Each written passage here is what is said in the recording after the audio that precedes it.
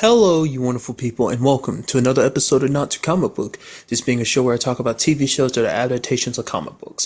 For today's episode, I'm going to talk about the latest episode of Wynonna Earp, as well as the latest episode of Outcast. Starting off with Wynonna Earp, a very interesting episode where we kind of see even more of that side of Willa, which kind of, like, this episode just perpetuated the fact that I don't trust Willa. There's kind of something going on with her, and obviously we will learn more about it in this episode. Like, it, from what we can see, when she kind of retained some of her memories when she was off with Waverly, which that's something I'm going to get to in a second. But she was in that treehouse. She obviously had memories of being with Bobo. And I'm assuming it was kind of like, I interpret it as kind of a bit of a Stockholm syndrome type of thing. As like, you spend long enough time with your captive, you kind of soon come to care for and love them. I'm kind of thinking it's that kind of situation. Just because of the way she was acting, especially later on in the episode. She's like, after she kind of got her memories back, Waverly's like, oh, we should handle this whole party situation a little bit better. It's like, oh yeah, like we're like, but Willa's like, oh yeah, let's have fun, let's drink, blah blah blah. It's not just like, oh, she's been kind of deprived from like a normal life, but it just seemed like something else was going on there. And that, like, I don't know whether he put some kind of spell on her to control her or what the case may be, but it seems like she's just drawn into him. Obviously she made the excuse talking about, oh, the reason why I didn't let you kill Bobo last time is because like he has all these answers, and if he dies they die with him. But it's like I was like, from like, there's so much more to it than that. It's like, I don't know, because like when she was out getting it, like when they're questioning Whiskey, was it Jack, and then just like she was going off on him, just yelling in his face, being like, I'm the heir, I'm back, like, I'm still alive. And one was kind of like, whoa, but she's just all up on him, telling him, I don't care who it is, Bobo, no one's going to tell me what to do or control me. And basically got so fed up, it's like, oh, he's not giving me answers, and put him down, even though Wynonna was telling her to stop. It was like, as if he wasn't ours to do that to, because Doll's named her. She's just, no, I don't trust Doll. He kind of versed me the wrong way. I don't think you should be trusting him as much as you do. She kind of, like, has been very adamant about how she feels about Dolls. But it's just, what we also find out is the reason why Willa doesn't have her memories is because Constance, the Stone Witch, took her memories from her. Because we end up finding out, the very interesting thing is that the lead that Bobo's been looking for this entire time has been Willa, to a certain degree. What he really needed was the heir. Like, essentially, he has to get the heir to cross with him willingly.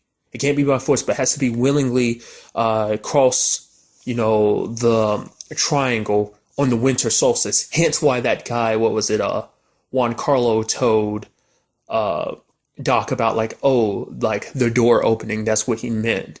And apparently when that happens, all of the Revenant will, be set free from the triangle.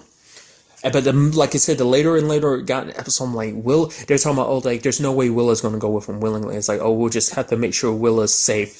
It's okay as long as you don't go with him willingly. I'm like, she's going to go with him willingly. The way she's acting is just so bizarre. I did like that kind of interesting thing he did it in the episode, because I didn't know what was going on with that situation. Basically, he poisoned all the drinks, and basically the poison makes people crazy. Because there were two instances of it, and I really wasn't 100% sure what was going on. First, you had that lady who was peeling off her face. So I was like, okay, it's either the Revenant that's standing beside her, or like that's more of Bobo's powers making people do something. She was literally just standing there peeling off her skin. The other guy stabbed himself. I was thinking like, okay, essentially he's in so much pain that he'd rather kill himself than go through the pain. But it's like, no, they're being driven so insane that they do those things. I doubt it was necessarily that maybe it was kind of a bit of a mind control thing, where it kind of, because you're so crazy, you're willing to listen to any suggestion. So it's like, oh, maybe they suggested for her to peel her skin, or maybe she's just so crazy, she's just like, maybe in the sense of like, oh, there's spiders in my skin, I gotta pull my skin back to get them out or whatever. And maybe that guy was like, oh, I need to cut myself because there's something inside of me that needs to get out. Because essentially he uses it at the end of the episode and saying like, oh, there's an antidote. As long as you bring me, whether she's dead or alive, bring me Wynonna Earp. Which, like I said, I don't know whether there's kind of a brain control aspect to that as well, or was that just because in her crazy state we're in so much pain we need that cure type of thing. So that was very interesting. Like it was, like I kind of talked about going back to it, but this episode was actually our first time really having an interaction between Waverly and Willa. Like, because last episode they didn't really have much interaction. Mainly it was Wynonna and Willa. This time, what came up is because Willa, walked in on Nicole and Waverly kind of getting hot and heavy, and it's like, oh, you haven't told Wynonna. It's like, oh, she'll be mad, that you haven't told her about this, and it's almost like almost in a tone like, oh, I'm gonna blackmail you with this, and then that kind of brought up something from the past that Waverly was like, yeah, basically she was going through their dad's stuff, and while Willa was like, okay, I won't tell Dad if you walk across this beam, and Waverly was essentially like, I could have broken my neck back then, like, I'm so glad to see how much see how much you cared about me back then is still reflected in how much you care about me now. It's like essentially saying like, Dad could always remember your birthday. Essentially, she makes it sound like, and something I kind of alluded to is the fact is that she always came last when it came to the family.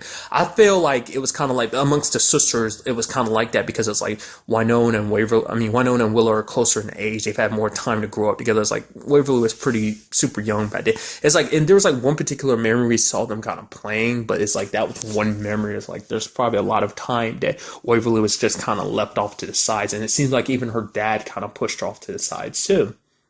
So it was very interesting that's how this all that's how that relationship is. Obviously we see kind of Waverly kind of apologizing a little bit later on for it, but it does seem like she does hold resentment towards Willa.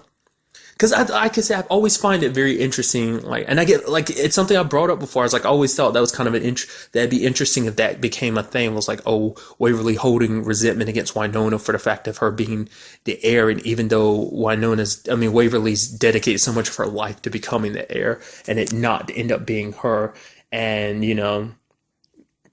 basically that her being a little envious of her and harboring some hatred for her on some level, you kind of see that kind of reflected in Willa too, and you see that it's not necessarily just about being the heir. It kind of that plays a role, but it's also just because as the little sister, she was always just kind of left out by everyone. She was kind of, like I said, always brought up last, always concerned last, even though it's like, because even in Wynonna's case, let's not forget, Wynonna kind of left her alone for many years. Like, Waverly was the only one left in purgatory. Like, obviously Wynonna had her reasons, just kind of like, people thought she was crazy. She wanted, in her own way, she was trying to like protect her little sister from the craziness that is associated with her. So, that's how I'm interpreting it, but it's just like, it's not, it's really interesting to see that relationship as you see it kind of revolve more and more. I felt like that was going to turn into something. There's always room for that to turn into something that that little bit of anger inside of her that Waverly kind of harbors for her sisters. But I really am curious about this whole like Bobo and, Willa thing. Like, I knew there was like much more to it, but it's like we saw glimpses of it, but it did seem like in those flashbacks we saw them hanging out, kind of almost like having fun, so essentially it seems like, now this is my interpretation of this is essentially Constance, knew, obviously Bobo originally had the lead, that being the true heir, Willa, and then Constance kind of hid her away because she took her memory away. I am interpreting it as, obviously, because Constance lied to him, was like, oh, I don't know where the lead is, even though she knew exactly where it was this entire time. So Bobo was right to kind of punish her by killing her sons, obviously.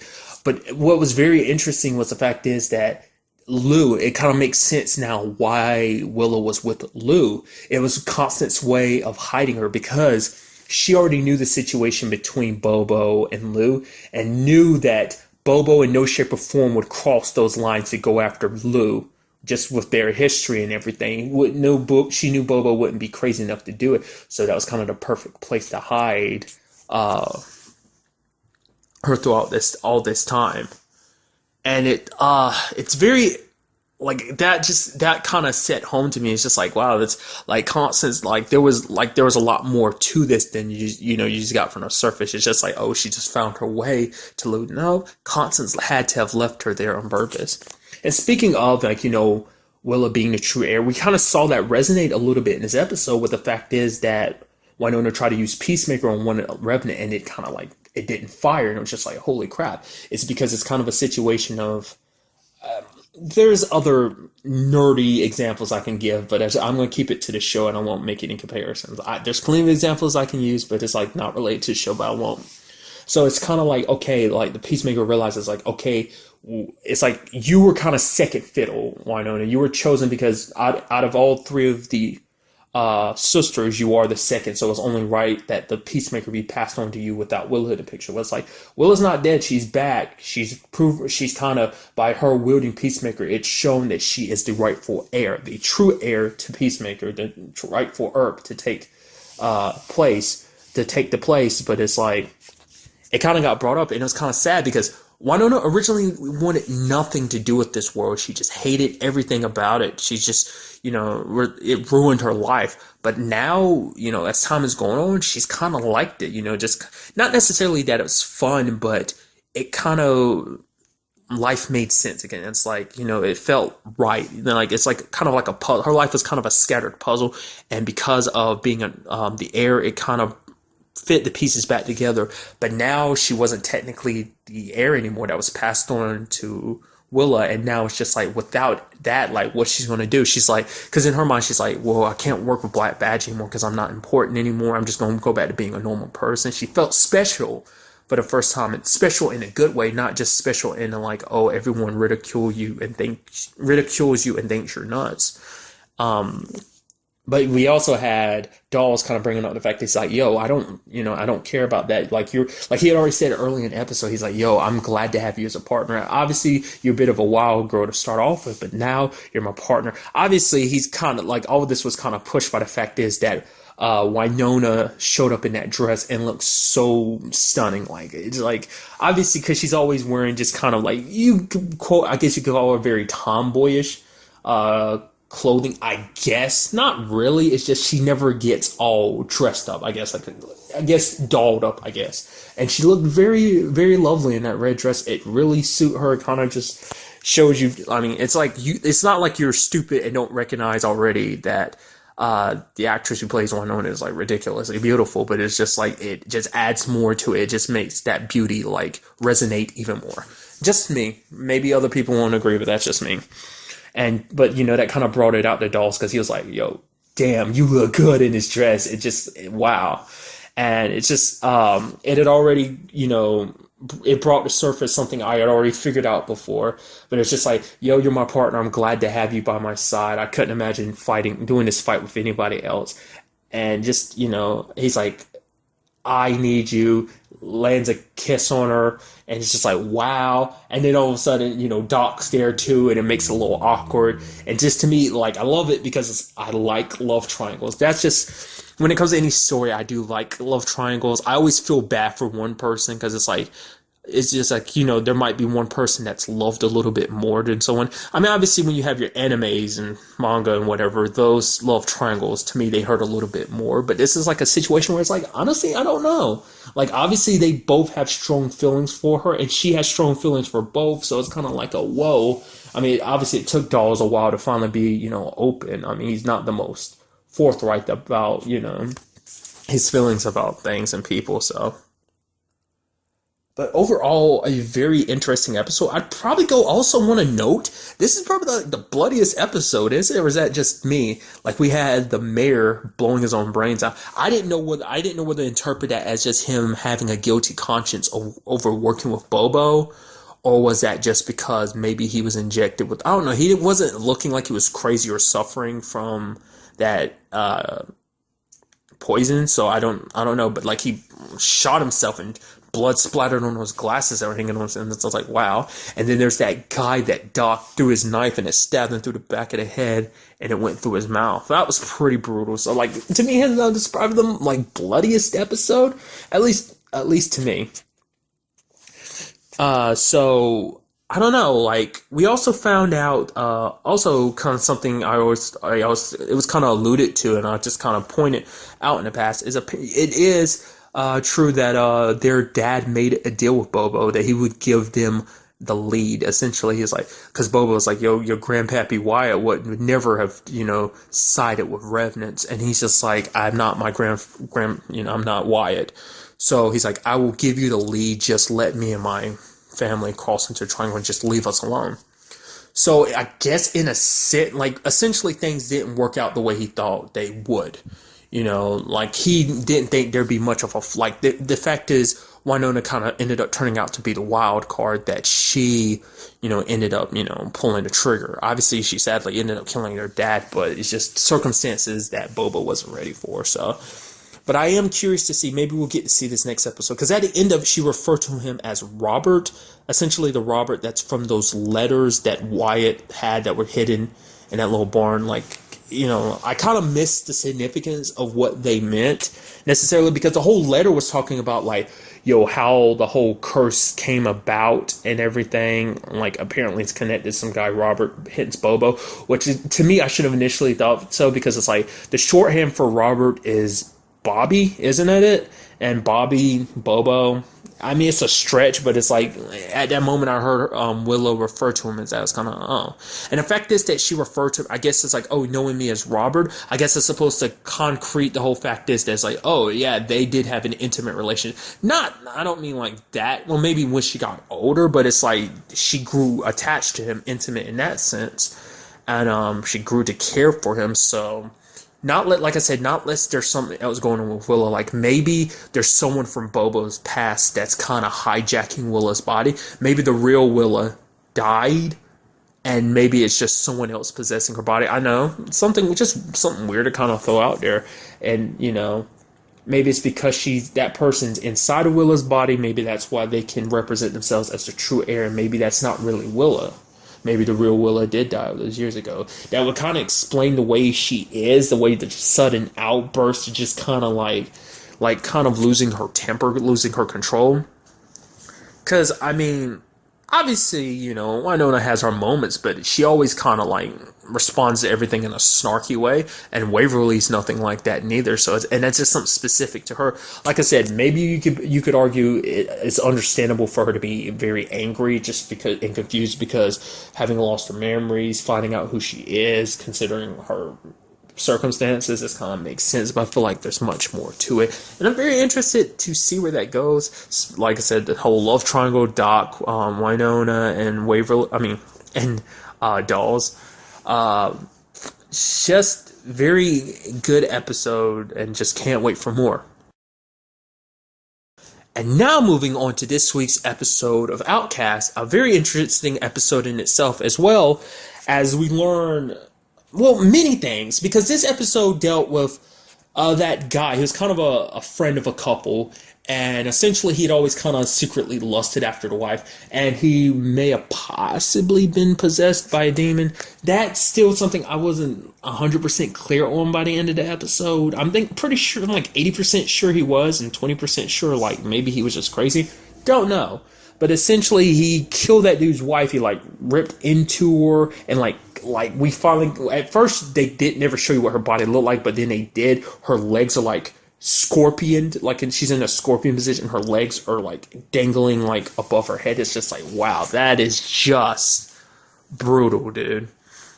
She was just in bad condition, and essentially and what was very fascinating about this guy is because he wasn't like your typical like demon possession, I guess, like, because it was kind of hard to tell whether, because even the Reverend himself is kind of like, I don't know if he's actually possessed. He's just, evil. Obviously he's just a madman, but he plays into people's, like, he kind of dives into your head. He kind of breaks you down psychologically. He kind of broke down Kyle's situations, like, oh, his mom's, like, oh, the fact that your dad's not around, oh, you were married, you had a kid, not all that worked out. But then the moment Kyle touched him, he was like, ow, he's like, you're the outcast. And we've still not fully defined what it means to be the outcast. Obviously, he kind of references something, basically Kyle being an outcast in life. That is like, you just can't shake that feeling that people kind of stay away from you. You were kind of always secluded. No one wanted to hang around you a lot. And the way Kyle never really gave a response, but the way he was acting, it seemed like he was hitting, the nail.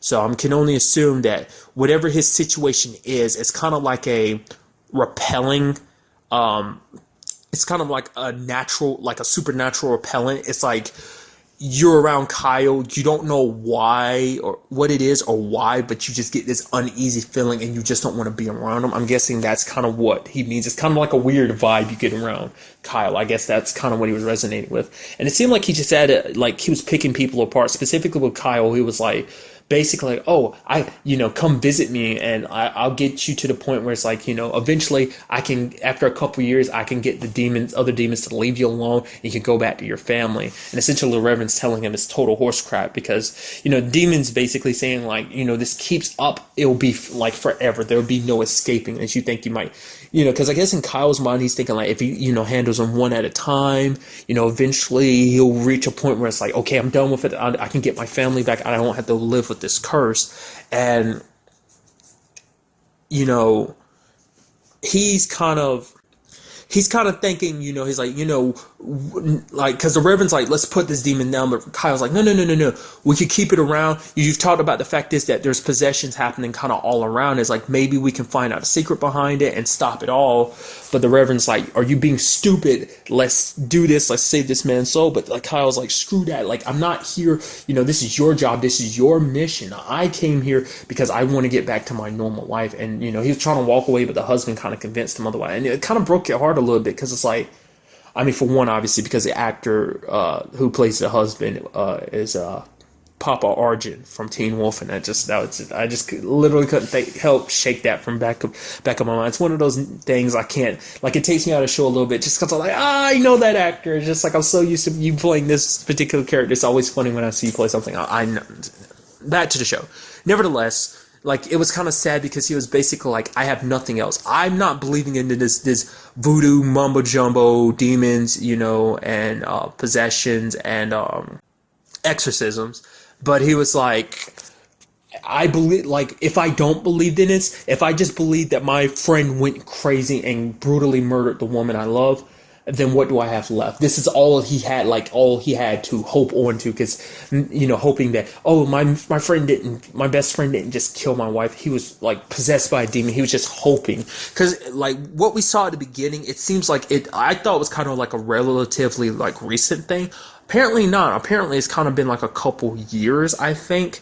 Because I did look at it at the beginning of the episode. I was like, he looks a lot younger than he actually is, isn't he? Like, I was like, they must have did something, like, sprayed his beard or his hair. Is like, because he actually looks younger. I was like, or maybe that's my imagination. I'm starting to think that's kind of what, it was never directly said, but it seems like it's been a little while.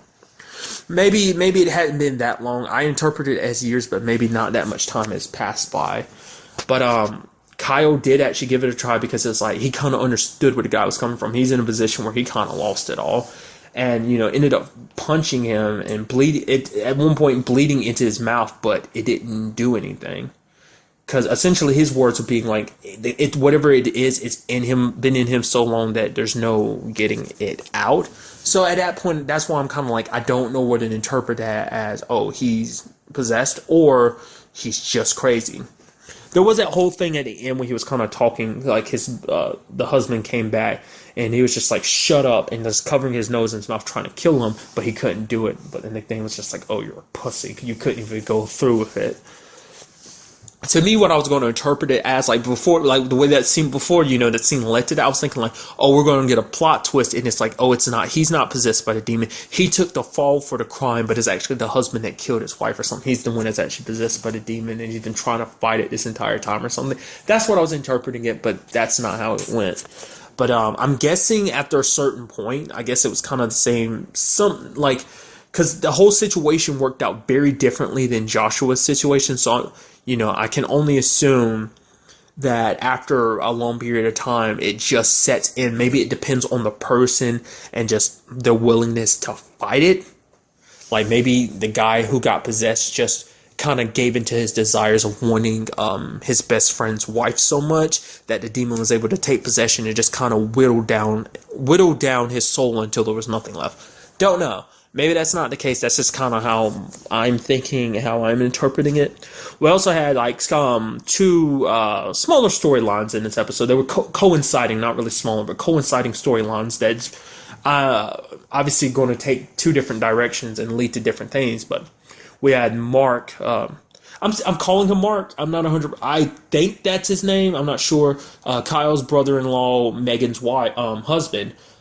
We have him investigating that camper that him and the sheriff found last episode. He essentially gathered DNA, even found a watch and a fingernail.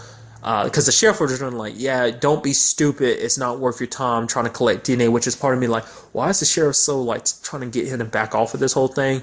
But it's just like, if you want to do it, go ahead and do it. Waste your damn time and do it. He did it, collected the DNA, and the sheriff was like, oh, good job. Make sure you bring all this evidence into my office. Give me your report. Now, my brain was interpreting. I mean, if we didn't get to it, I was like, while you're busy, he's going to get rid of all that evidence because he's trying to cover something up. Not necessarily that he did anything, but he knows there's some dark secrets here in Rome that he's just trying to hide and keep buried. I don't know. Like, I feel like maybe he knows more about that camper than he's letting on, or at least he has some idea. Or maybe not. Maybe he did think it was total bullshit, and that's why he didn't want Mark to waste his time. Don't know.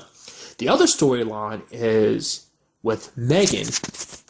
Now, Megan ends up coming across someone this episode. Apparently, there's a guy named Donnie. She kind of referenced to the hotel lady. It's like, oh, it was like 16 years ago. I haven't seen him since then, like high school or so. So that makes me think like, okay, that was the real time frame. She just obviously used it as a kind of in the sense of it being a lie, breaking into his hotel room and everything. And the moment she picked up that condom in his room and just kind of was disgusted and threw it back down, it distinctly went in my mind, he raped you when you were younger. Like, that's how I can only interpret that, because like near the end of the episode when her and Mark are having sex, like it shifted, like in her mind Mark turned into Donnie, and it just freaked her out and disgusted her. She felt a pain in her stomach and she's just like, I'm sorry, I can't do it. That's how I'm interpreting that, like just those key signs there. And it's just like, it'd be kind of who knows, maybe even her daughter isn't actually Mark's daughter, maybe it's his. I don't know. That was something that was just there in my mind for a little bit. I was like, I didn't really think about that too much. What I did think about is maybe he's connected to the trouble that Kyle helped her out in the past, because that's still something we haven't really delved into. Like, the reason why Megan is so dedicated to Kyle is because he helped her out of some situation in the past. Like I said, it was referenced in the first episode, but that's about it. That's all we've really gotten of it. Now, I'm thinking maybe Donnie's related to that situation, or Donnie's just something from her past that she's trying to, she feels ashamed of. Like, it's like, oh, like, on some level, it's her fault. Or, maybe, like I said, maybe their daughter, her and Mark's daughter, is actually his, but she's just been pretending this entire time. It's like, oh no, you're actually Mark's, me and Mark had this child, because she's too ashamed to admit like that she had a child born out of rape. Don't know. Like I said, it could be way off on that situation. Either way, it's sad because you see how terrified she is, because she's at the school, but in which I didn't know that. Was she like, I don't think she's a teacher. It looked like she might be a counselor. Maybe not. I don't know. But she was talking to that kid. She saw the red car pull up and she was like terrified. She was blocking out. And then she saw that it was a mom and a child. She was just like, she kind of had a sigh of relief. It's just like you saw how terrified she was. So I'm very curious to see how that, it's obviously a storyline on its own, but I get the feeling it's not going to be on its own. I feel like it's going to weave into the main plot in some shape or form. Not really sure how, but I just get that feeling. But overall, I'm very curious to see where that goes. Those two storylines. Something I kind of didn't ever go back to was the fact is, what I found, it was something that the guy that was possessed kind of brought up in this episode, is the Reverend kind of being a little jealous of Kyle, because it's like, oh, the Reverend, he has all this faith. He gave up his family, threw away his family for his faith, and it's like, oh, you have such a strong belief, but Kyle doesn't, yet he's the one that has the power to kind of deal with demons, and it's just like, you're kind of a little envious of him, aren't you?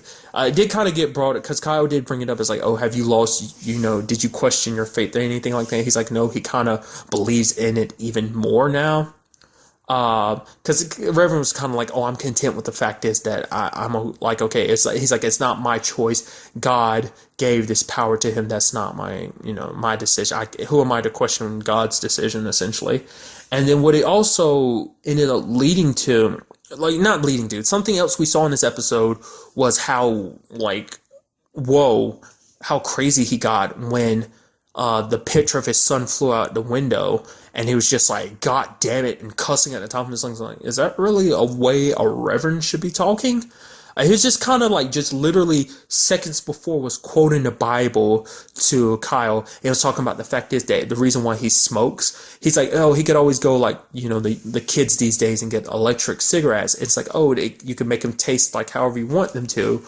But he's like, when it comes to your vices, they should leave a bad taste in your mouth because it'll make you realize, like, okay, that you're doing a bad thing, doing something you shouldn't be doing. So, but when he lost that picture of his son, he's just like, he wasn't even paying attention, stepping on the road. He's like, oh, you're trying to get yourself killed. He's just like, I just don't, he's upset. He even came back in the pouring rain to get it. I don't know how to interpret that. Like, we still don't really know anything about the Reverend. We know bits about Kyle, that's, about his past. Obviously, there's still some blank spaces, but at least we know more about him than we do the Reverend. He's been cagey about talking about his family. I'm interpreting it as maybe he lost his son and not just like like custody battle or something like that. Maybe in the sense of his son died.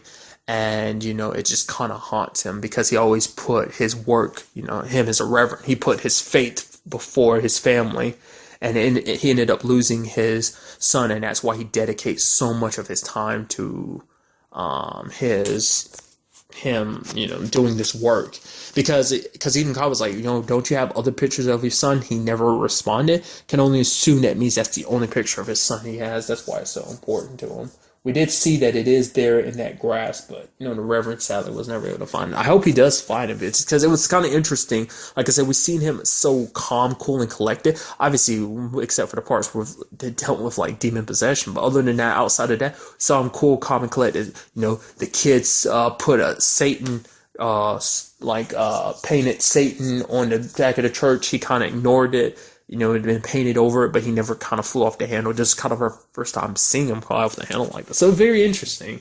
So I'm curious to see, learn more about his past and why, the circumstances with his family, what led to him deciding to, I feel like one of the reasons why he pushed so hard with his beliefs is the whole situation with Kyle and his mom.